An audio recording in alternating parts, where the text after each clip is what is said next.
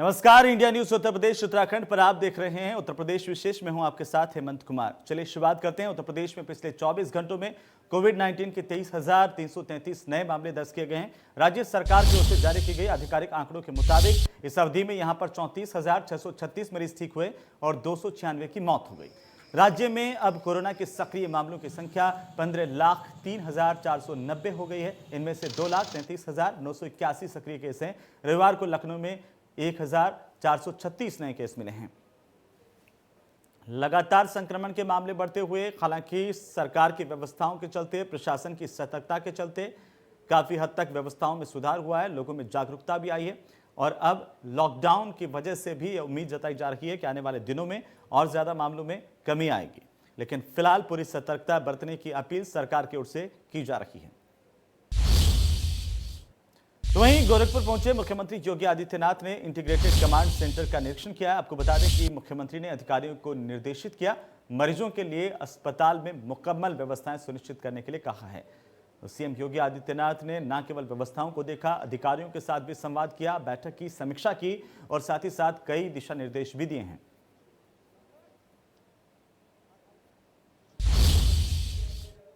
वहीं मुख्यमंत्री योगी आदित्यनाथ वाराणसी के दौरे पर हैं। उन्होंने डीआरडीओ की ओर से बीएचयू परिसर में निर्मित अस्थायी कोविड अस्पताल का निरीक्षण किया। इस दौरान अस्पताल के प्रभारी मेजर जनरल एसके सिंह ने यहां की व्यवस्थाओं और इलाज को लेकर के मुख्यमंत्री को जानकारी दी। करीब 20 मिनट तक उन्होंने 250 बेड के आईसीयू वार्ड और 500 बेड के जनरल वार्ड का निरीक्षण किया। इसके साथ ही मरीजों के भर्ती होने और उनके डिस्चार्ज की व्यवस्था की जानकारी ली। मुख्यमंत्री ने निरीक्षण के बाद विश्वविद्यालय परिसर स्थित केंद्रीय सभागार में वाराणसी समेत मंडल के अन्य जिले जौनपुर, गाजीपुर और चंदौली जिले में कोरोना के बचाव और रोकथाम को लेकर समीक्षा बैठक की है। सीएम ने कहा कि कोरोना से बचाव के लिए वैक्सीनेशन बहुत जरूरी है। ट्रेस, टेस्ट और ट्रीट, इसको अपना करके उत्तर प्रदेश सरकार ने और उत्तर प्रदेश की जनता को राहत देने में काफ़ी हद तक सफलता प्राप्त हुई है। 30 मई को उत्तर प्रदेश के अंदर कुल एक्टिव केस 3,10,000 थे। आज घट करके 2,33,000 तक आ गए हैं। यानी 8 दिन के अंदर 77,000 एक्टिव केस प्रदेश के अंदर कम हुए हैं।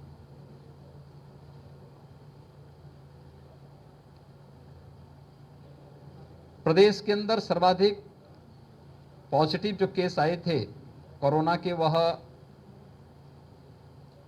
24 अप्रैल को 38,000 आए थे। धीरे धीरे करके केस कम होते गए और आज प्रदेश के अंदर कुल 23,000 पॉजिटिव केस आए हैं। रिकवरी बढ़ी है, पॉजिटिविटी काफ़ी कम हुई है।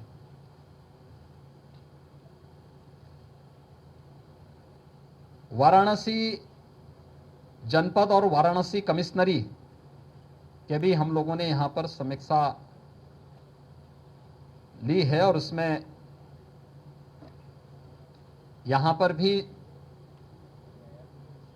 आशातीत परिणाम सामने आते हुए दिखाई दिए हैं। पॉजिटिविटी काफ़ी कम हुई है पिछले एक सप्ताह के अंदर, रिकवरी बढ़ी है और एक जो अभियान पूरे प्रदेश के अंदर चल रहा है उसके भी परिणाम उसी रूप में आते हुए दिखाई दे रहे हैं।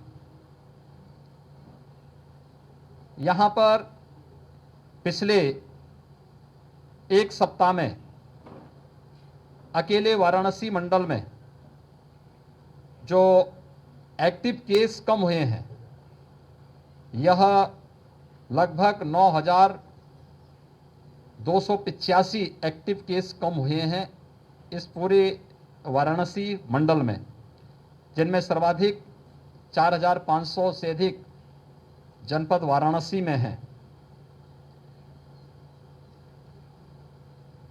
फर्स्ट वेव की तुलना में सेकंड वेव काफ़ी तीव्र संक्रामक रही और तेजी के साथ संक्रमण फैलने से लोगों में एक भय की सी आशंका हुई। दूसरा, ऑक्सीजन की डिमांड बढ़ी। हम सब आभारी हैं प्रधानमंत्री जी के,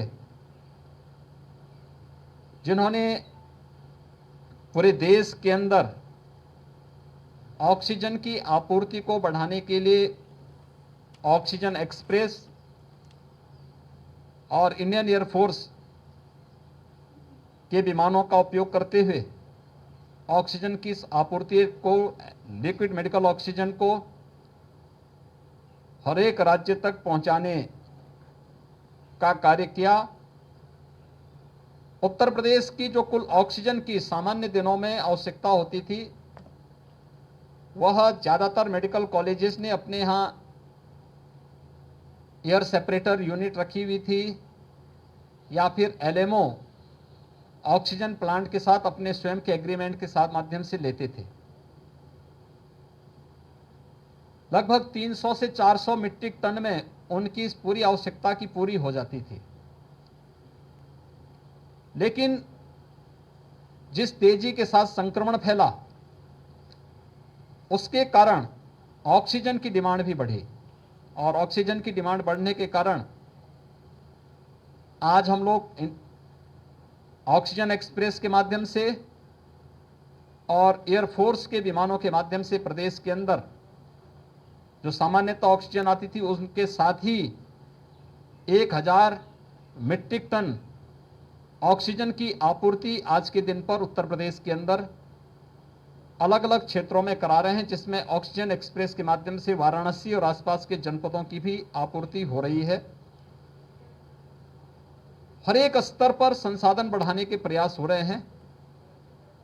एक महामारी है और महामारी का मुकाबला जिस मजबूती के साथ किया जाना चाहिए, इसमें सरकार, समाज, सभी लोग मिलकर के जब प्रयास करेंगे तो उसके सार्थक परिणाम आएंगे। हमारे हेल्थ वर्कर्स बहुत अच्छा काम कर रहे हैं, कोरोना वॉरियर्स बेहतर कार्य कर रहे हैं। कोरोना से बचाव के लिए देश के अंदर 2 स्वदेशी वैक्सीन पहले ही लॉन्च की जा चुकी है और उसमें वैक्सीनेशन का कार्यक्रम भी युद्ध स्तर पर चल रहा है। एक तीसरी वैक्सीन के लिए भी भारत सरकार ने अपनी सहमति दे दी है। उत्तर प्रदेश के अंदर भारत सरकार की मदद से अब तक हम लोग 45 प्लस के 1,37,00,000 से अधिक लोगों को वैक्सीन दे चुके हैं और राज्य सरकार ने भी भारत सरकार की मदद से अपने स्तर पर 18 प्लस जिन लोगों को वैक्सीन देने की सहमति भारत सरकार ने दी थी, उनमें से 1 लाख से अधिक लोगों को हम वैक्सीन अब तक उपलब्ध करा चुके हैं। 45 प्लस से जुड़े हुए जितने भी लोग थे, उनके लिए प्रदेश के हर जनपद में 4,500 से अधिक केंद्र वैक्सीनेशन के चल रहे हैं। प्रारंभ में वैक्सीन की वेस्टेज की शिकायतें आ रही थी, प्रयास था इसे न्यूनतम स्तर तक पहुंचाने। चलिए आगे बढ़ेंगे। सीतापुर जेल में बंद आजम खान की तबीयत बिगड़ने की खबर है। आपको बता दें कि बीते दिनों कोविड संक्रमित पाए गए थे आजम खान और जेल प्रशासन ने इसे लेकर सीएमओ को पत्र लिखा। L3 अस्पताल में शिफ्ट कराने के लिए यह पत्र लिखा गया था। बेटे अब्दुल्ला आजम को भी पुलिस ले जा सकती है साथ। तो वहीं लखनऊ में फिर से पहुंची वैक्सीन की नई खेप। आपको बता दें कि भारत बायोटेक के कोवैक्सीन की 1.5 लाख डोज पहुंची है। कल कोविशील्ड की 3.5 लाख डोज पहुंची थी लखनऊ। कोवैक्सीन के मुंबई से लखनऊ एयरपोर्ट पर इसे लाया गया। वैक्सीन की खेप स्टेट वैक्सीनेशन सेंटर पहुंची। वैक्सीन निर्माताओं को योगी सरकार ने एडवांस पेमेंट किया था, जिसके बाद ये बड़ी खेप अब उत्तर प्रदेश पहुंच चुकी है। उधर गाजियाबाद के इंदिरापुरम स्थित कैलाश मानसरोवर भवन में कुछ 40 ऑक्सीजन बेड का कोविड अस्पताल शुरू कर दिया गया है। नगर निगम और संस्था की मदद से यह व्यवस्था शुरू की गई है। प्रशासन के अधिकारी कैलाश मानसरोवर भवन पहुंचे। नोडल अधिकारी का यह कहना है कि जल्दी ही यहां पर ऑक्सीजन बेड की संख्या बढ़ाई जाएगी। आपको बता दें कि बीते साल उत्तर प्रदेश के मुख्यमंत्री योगी आदित्यनाथ ने मानसरोवर यात्रियों के लिए मानसरोवर भवन का उद्घाटन किया था। कोरोना काल में यहां पर कोविड मरीजों के लिए ऑक्सीजन बेड की व्यवस्था की मांग काफी दिनों से उठ रही थी, वो अब पूरी हो गई है।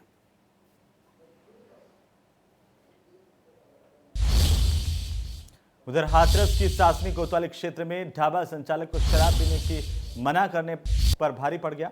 ढाबा संचालक के साथ मारपीट इस दौरान की गई और ये मारपीट सीसीटीवी कैमरे में कैद हुई है। ढाबा संचालक भोला का यह कहना है कि हाथरस सांसद ग्रुप के इन लोगों ने 4 तारीख की रात में शराब पीने पर मना करने पर उन लोगों ने मेरे साथ मारपीट की। इसकी रिपोर्ट दर्ज करवाई गई, लेकिन कोई कार्रवाई नहीं हुई है।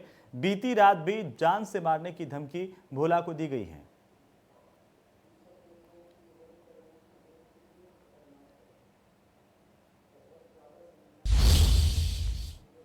उधर गाजियाबाद के इंदिरापुरम स्थित प्राइवेट अस्पताल के कोरोना वार्ड से दिल जीत लेने वाली सकारात्मक तस्वीरें सामने आई हैं। आपको बता दें कि कोरोना वार्ड में अस्पताल के डॉक्टर और स्टाफ ने मिलकर के यहां पर भर्ती पति पत्नी की शादी की सालगिरह को सेलिब्रेट किया। इस मौके पर केक भी काटा गया। जाहिर है इस तरह के प्रयासों से मरीजों का मनोबल काफी बढ़ता है। कोरोना वार्ड के भीतर डॉक्टर्स की इस पहल से पति पत्नी काफी खुश नजर आए हैं। ये दिल जीत लेने वाली तस्वीरें, क्योंकि नकारात्मक माहौल में सकारात्मक पहल जो है वो अपने आप में काफी महत्वपूर्ण है। उधर बुलंदशहर में विधायक ने अस्पताल का निरीक्षण किया है। जानकारी के अनुसार खुर्जा के L2 जटिया अस्पताल पहुंचे थे विधायक ब्रिजेंद्र सिंह। खुर्जा विधायक के साथ सीएमएस मौके पर मौजूद रहे। विधायक और सीएमएस ने मरीजों का हाल जाना। मरीजों ने डॉक्टरों पर लापरवाही करने के आरोप भी इस दौरान लगाए हैं। इसे विधायक ने गंभीरता से लिया है। ऑक्सीजन और दवा नहीं मिलने के आरोप भी लगाए गए। अस्पताल में पर्याप्त दवाइयां मौजूद होने की बात मौके पर सीएमएस ने बताई। उन्होंने कहा कि अधिक डोज होने पर मरीजों को नुकसान होगा। विधायक ने दवा ऑक्सीजन के साथ ही अच्छे व्यवहार की भी चेतावनी सीएमएस को, डॉक्टर्स को दी है। उधर ग्रेटर नोएडा में ऑक्सीजन सिलेंडर रिफिलिंग शुरू हो गई है। आपको बता दें कि 200 रुपए में यहां पर छोटा सिलेंडर भरा जा रहा है। 500 रुपए में ऑक्सीजन का बड़ा सिलेंडर भरा मिलेगा। आधार कार्ड और डॉक्टर की पर्ची दिखा करके यहां से रिफिलिंग करवा सकते हैं। सम्राट मेहर बोस पार्क में ये सिलेंडर भरे जा रहे हैं। ग्रेटर नोएडा प्राधिकरण ने इस तरह की रिफिलिंग की व्यवस्था शुरू की है, जिससे लोगों को ऑक्सीजन सिलेंडर की आ रही परेशानी को दूर किया जा सके। उधर कोरोना काल में जब पूरा देश ऑक्सीजन की कमी से जूझ रहा है, ऐसे में विभिन्न मित्र देशों से भारत को मेडिकल सहायता उपलब्ध करवाई जा रही है। एनडीआरएफ विदेशों से प्राप्त ऑक्सीजन प्लांटों को आवश्यक स्थानों पर सुरक्षित पहुंचाने और स्थापित करवाने में आवश्यक सहायता प्रदान कर महत्वपूर्ण भूमिका निभा रहा है। इस कड़ी में 5 मई को अमेरिका से मेडिकल सहायता के तौर पर भारत को एक ऑक्सीजन प्लांट प्राप्त हुआ, जिससे पहले ईएसआईसी अस्पताल ओखला दिल्ली में लगाया जाना था, परंतु बाद में इस प्लांट को ईएसआईसी झिलमिल नई दिल्ली में स्थापित करने का फैसला किया गया। आज इस प्लांट को ईएसआईसी झिलमिल में एनडीआरएफ की टीम की ओर से स्थापित करवा दिया गया है। ये प्लांट 200 लीटर प्रति मिनट ऑक्सीजन तैयार करने की क्षमता रखता है, जो कि 40 बेड के अस्पताल के लिए पर्याप्त होगा।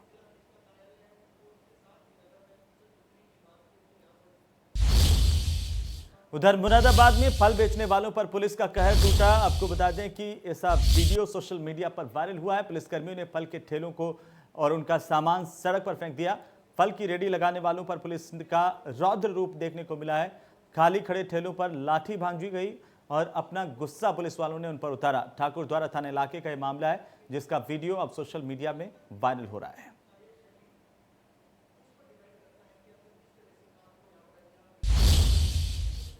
तो वहीं जालौन में महामारी नियंत्रण और बचाव के लिए शासन के निर्देशानुसार जिलाधिकारी जालौन की ओर से कदौरा क्षेत्र सीएससी और क्वारंटीन सेंटर का निरीक्षण किया गया। सीएससी में जांच आंकड़ा समेत वैक्सीन लगवाने वालों की संख्या की जानकारी उन्होंने ली। साथ ही डोर टू डोर जांच कार्य बढ़ाने के भी निर्देश दिए गए हैं।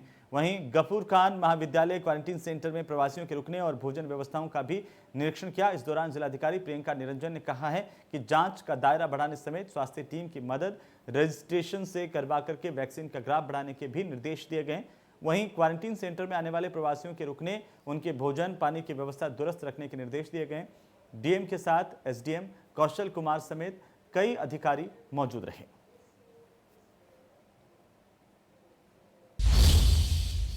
उधर अमेठी से एक रेमडेसिविर इंजेक्शन की कालाबाजारी का वीडियो वायरल हुआ है। इंजेक्शन के लिए 5,000 रुपए लेते हुए एसीएमओ यहां पर कैमरे में कैद हुए हैं। सरकारी दवाओं के अस्पताल में कालाबाजारी हो रही है और इसी की तस्दीक करती तस्वीरें हैं। सरकार जनता के इलाज के लिए दवाइयां भेजती है, लेकिन मुख्य चिकित्सा अधिकारी ने अब इस पूरे मामले को लेकर संज्ञान लिया है। जांच में दोषी आने के बाद उन्होंने कहा कि सख्त कार्रवाई की जाएगी। ये वीडियो सोशल मीडिया पर जमकर वायरल हो रहा है।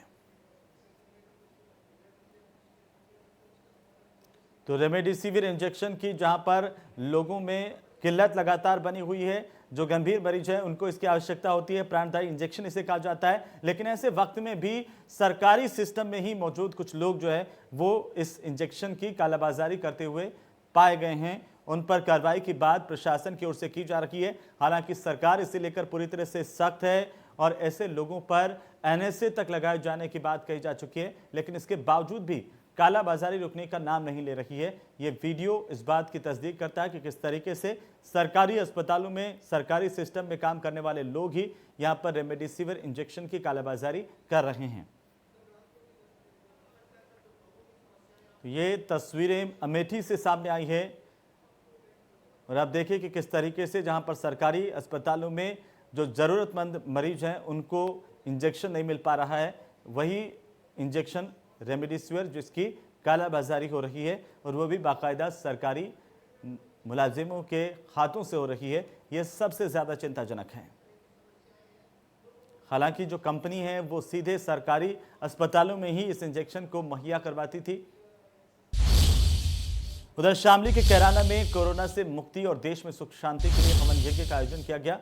इस मौके पर आहुति दी गई। आपको बता दें कि महर्षि कश्यप युवा सेवा समिति के तत्वावधान में सोशल डिस्टेंसिंग का पालन करते हुए हवन यज्ञ का आयोजन किया गया, लेकिन यहां पर मुंह पर मास्क नहीं लगाया गया। इस अवसर पर पूर्ण आहुति देकर कोरोना से मुक्ति, सुख शांति की कामना की गई है।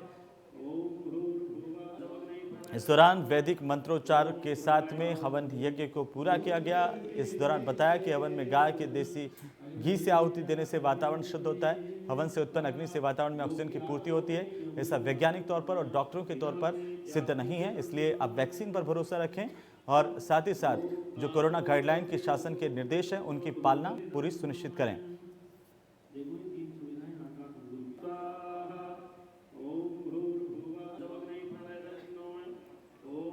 तो कोरोना से मुक्ति के लिए हवन यज्ञ एक मानसिक शांति का प्रतीक हो सकता है, लेकिन आपको अगर कोरोना से बचाव करना है तो आपको मास्क लगाना, सुरक्षा कारणों का जो है इस्तेमाल करना वो बेहद ज़रूरी है। वैक्सीन लगवाना बेहद ज़रूरी है।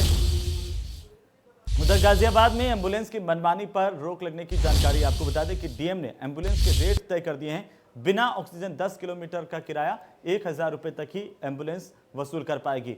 एएलएस सर्विस की एम्बुलेंस 4,000 रुपये देने होंगे। अंतिम यात्रा के लिए 800 से लेकर के 1,200 का रेट तय शासन की ओर से किया गया है।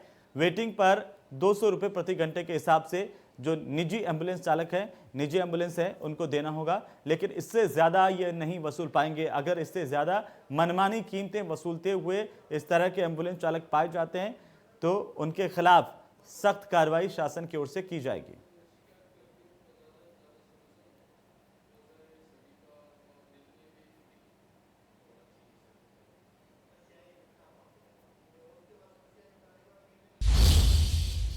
उधर कोरोना ने अलीगढ़ मुस्लिम विश्वविद्यालय को भी तबाह कर दिया है। पिछले 20 दिनों में लगभग 40 से 45 शिक्षण और गैर शिक्षण कर्मचारियों की मृत्यु यहां पर हो गई है, जिसमें वर्तमान प्रोफेसर्स हैं, विभागों के प्रमुख हैं, डीन हैं, संकाय और सहायक प्रोफेसर्स भी शामिल हैं। ये कहना मुश्किल है कि एएमयू के सभी शिक्षण और गैर शिक्षण कर्मचारियों की मृत्यु कोरोना वायरस की वजह से हुई है, लेकिन इसमें कोई संदेह नहीं है कि अधिकांश लोग कोरोना वायरस की चपेट में आए, संक्रमित थे और उन्हें निमोनिया या सांस की समस्या थी। एएमयू में हो रही मौतों से हर कोई दुखी, परेशान और चिंतित है। हालांकि कोरोना दिशा निर्देशों और सरकारी दिशा निर्देशों के मुताबिक वर्तमान में अलीगढ़ मुस्लिम विश्वविद्यालय पूरी तरह से बंद है। तो उत्तर प्रदेश विशेष में फिलहाल इतना ही। आप देखते रहिए इंडिया न्यूज़। नमस्कार।